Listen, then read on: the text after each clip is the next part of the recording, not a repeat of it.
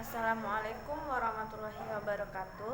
Saya Kurnia Fitriani akan menjelaskan mempresentasikan hasil dari kelompok kami, yaitu struktur organisasi pada perusahaan Kopi Robusta.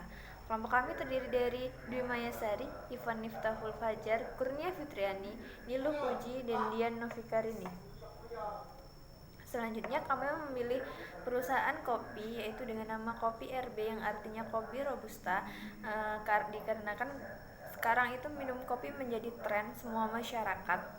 Jadi itu bisa menjadikan kita peluang untuk penjualan kopi robusta. Selanjutnya pemilihan tempatnya, kita memilih tempat di Pekon Gunung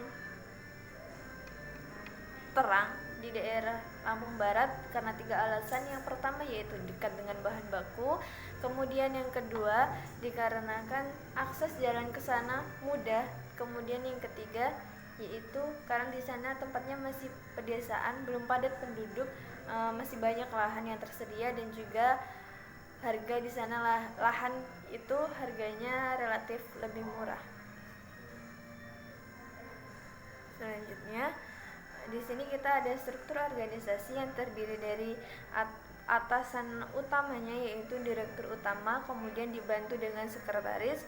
Mereka membawahi manajer keuangan, manajer HRD, manajer produksi, dan manajer pemasaran.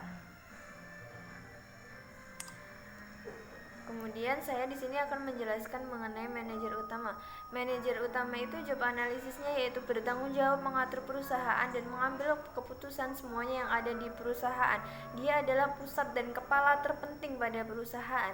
Selanjutnya job deskriptifnya menentukan ide dan menentukan peraturan, bertanggung jawab, kemudian merencanakan sesuatu untuk pengembangan pada perusahaan. Yang kelima, bertindak sebagai perwakilan perusahaan. Selanjutnya, menetapkan strategi-strategi untuk mencapai visi dan misi, mengkoordinasikan dan mengawasi semua kegiatan pada perusahaan, kemudian mengangkat dan memberikan karyawan pada perusahaan. Maksudnya mengangkat dan memberhentikan. Jadi si direktur utama ini mempunyai kewenangan untuk memberhentikan karyawan maupun mengangkat karyawan. Kemudian kriteria atau job spesifikasinya yaitu pendidikan minimal S2. Setelah itu pengalaman 3 tahun pada bidangnya, usia minimal 25 dan maksimal 50 tahun. Hal ini dikarenakan usia lebih dari 50 tahun hanya akan sebentar dia menjadi direktur karena dekat dengan usia pensiun. Selanjutnya di bawah 25 tahun kami rasa belum cakap dan belum mempunyai pengalaman yang banyak. Selanjutnya menguasai dasar-dasar ilmu administrasi, manajemen, komputer, pembukuan. Lalu dapat membuat, menyusun, mengerjakan konsep dari kerangka kerja. Lalu kemudian mampu dan aktif berbahasa Inggris, memiliki prakarsa yang baik berkaitan dengan tugas dan bawahannya, mampu bekerja sama dengan tim, memiliki kemampuan menganalisa kinerja operasional dan pemasaran. Selanjutnya yaitu sekretaris yang bekerja di bawahnya direktur, yaitu job analisisnya membantu pimpinan, membantu direktur utama.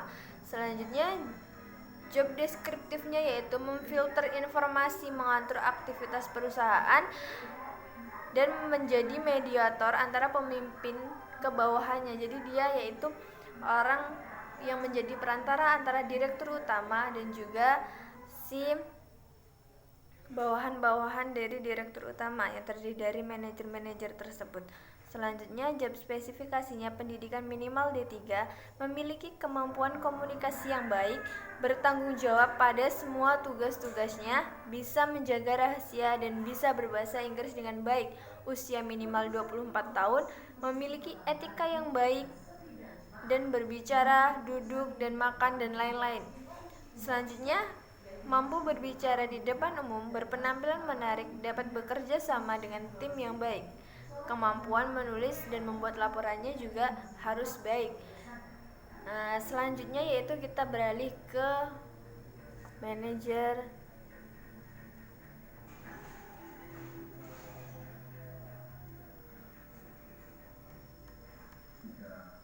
manajer keuangan. Manajer keuangan ini di bawahnya ada kepala bagian keuangan. Selanjutnya ada di bawah kepala bagian keuangan yaitu accounting staff dan finance staff.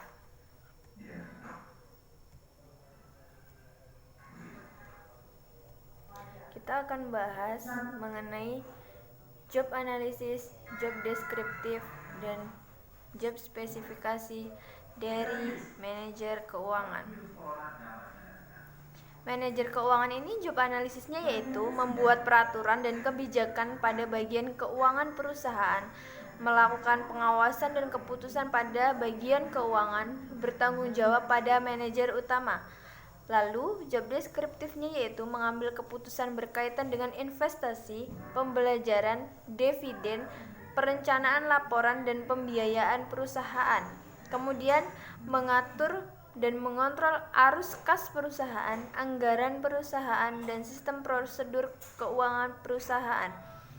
Lalu, merencanakan, mengatur, dan mengontrol analisis keuangan, merencanakan, mengatur, dan mengontrol untuk memaksimalkan nilai pada perusahaan. Itu adalah job deskriptif dari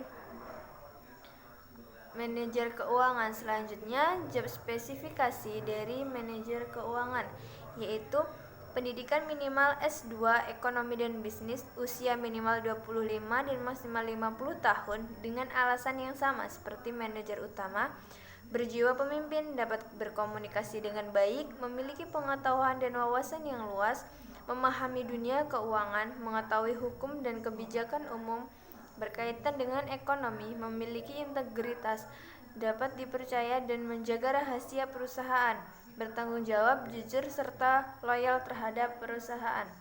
Selanjutnya yaitu kepala bagian keuangan, itu berada di bawah dari manajer keuangan. Selanjutnya di bawahnya kepala bagian keuangan tersebut ada finance staff dan accounting staff. Kita beranjak ke manajer pemasaran.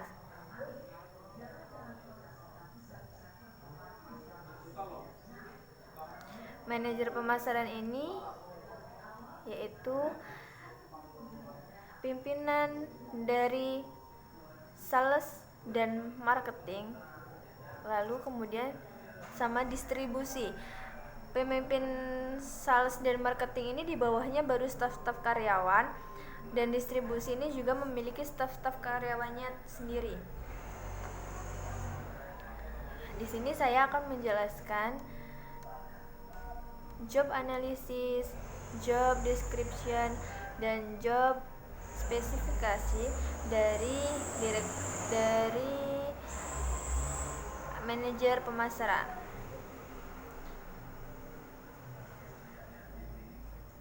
Nah, manajer pemasaran ini memiliki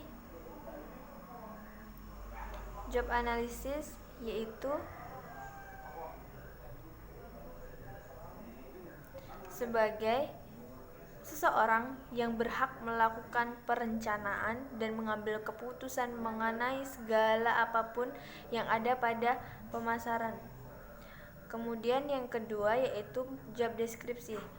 Job deskripsinya terdiri dari bertanggung jawab kepada seluruh kegiatan, kinerja, dan prosedur-prosedur yang ada, lalu bertanggung jawab atas seluruh kinerja, kebijakan, dan prosedur manajemen pemasaran, penjualan, promosi, hubungan dengan sistem dan mekanisme perusahaan, dan sumber daya manusia pada umumnya. Selanjutnya, job spesifikasinya yaitu kriterianya yang pertama, lulusan perguruan tinggi dengan 3-5 tahun pengalaman di bidang pemasaran, menguasai Microsoft Office, multitasker. Selanjutnya dapat bekerja dalam tim, pengalaman sebelum di media sosial dan ruang digital. Lalu mampu mengelola kemitraan dari awal hingga perencanaan pelaksanaan. Selanjutnya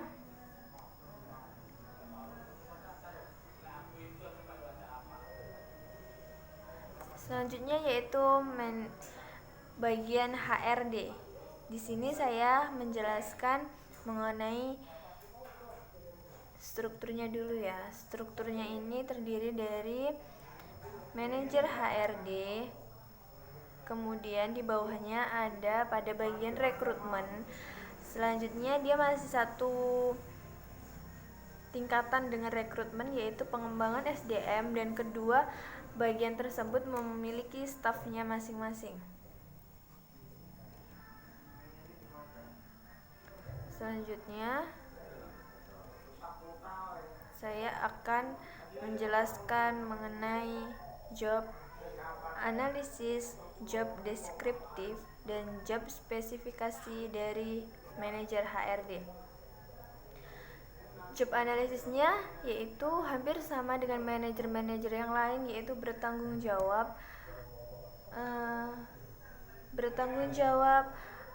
bisa mengambil keputusan dan juga merencanakan segala sesuatu. Tapi kalau di HRD ini ruang lingkupnya yaitu di bagian-bagian HRD seperti MSDM. Kemudian job description-nya yaitu yang pertama, mengelola dan mengembangkan sistem HR di dalam perusahaan, menjadi penghubung antara direktur utama dengan karyawan.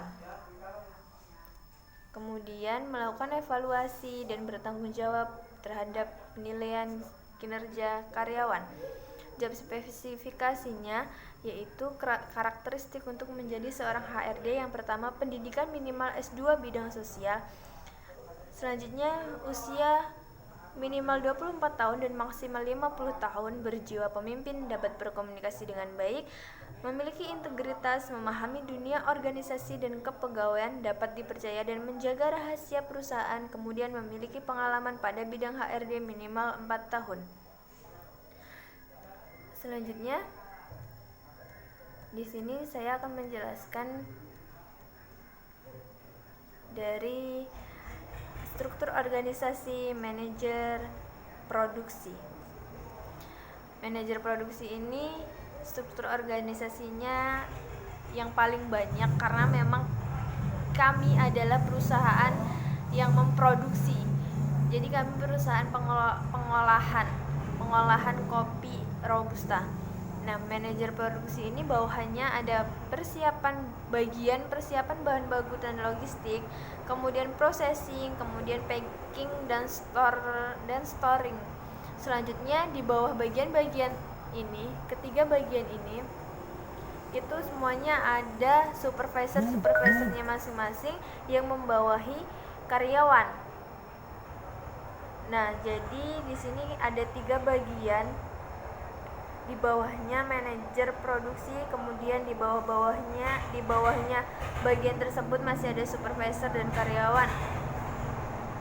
Karena pekerjaan yang paling banyak yaitu pada bagian produksi, jadi kami mengambil karyawan paling besar yaitu di bagian produksi. Selanjutnya di sini saya akan menjelaskan dari job analisis, job description, dan job spesifikasi manajer produksi. Job analisisnya sama, yaitu membuat perencanaan, mengkoordinasi dan mengontrol, kemudian mengambil keputusan mengenai produksi. Kemudian job deskripsinya yaitu melakukan perencanaan dan pengorganisasian jadwal produksi, menilai proyek dan sumber daya persyaratan, memperkirakan negosiasi dan menyetujui anggaran, kemudian menentukan kontrol kualitas, mengawasi proses produksi, menegosiasi rentang waktu, melakukan pemilihan, mengkoordinasi perbaikan dan pemeliharaan rutin pada bagian produksi. Selanjutnya mengawasi pekerjaan staf, mengawasi proses produksi, memastikan anggaran produksi yang efektif, lalu meninjau kinerja pekerja, mengidentifikasikan kebutuhan pelatihan untuk bagian produksi. Untuk job spesifikasinya yaitu karakteristik untuk menjadi seorang manajer produksi, terdiri dari pendidikan minimal S1, kemudian pengalamannya 4 tahun pada bagian produksi atau bagian perusahaan. Keahliannya yaitu mampu merencanakan dan berorganisasi untuk dapat menjalankan dan memantau proses produksi. Kemampuan ITC, kemampuan berkomunikasi, jujur, dan disiplin. Terima kasih. Sekian yang dapat saya sampaikan mengenai job analisis, job deskriptif, dan juga job spesifikasi dari perusahaan RB, yaitu perusahaan yang bergerak pada bidang pengolahan kopi robusta. Karena keterbatasan waktu di sini, saya hanya menjelaskan mengenai pekerjaan-pekerjaan dari HRD tersebut. Dari manajer-manajer pada perusahaan, yaitu yang pada strukturnya kami susun sebagai manajer utama dibantu sekretaris, kemudian di bawahnya itu ada manajer keuangan, ada manajer HRD, ada manajer pemasaran, dan ada manajer produksi. Untuk karyawan-karyawan dan di bawahnya itu mereka mempunyai tugas masing-masing juga, tapi kami hanya menjelaskan untuk pokok-pokok dari bagian-bagian perusahaan ini terlebih dahulu. Terima kasih, kurang dan lebihnya saya mohon maaf. Wassalamualaikum warahmatullahi wabarakatuh.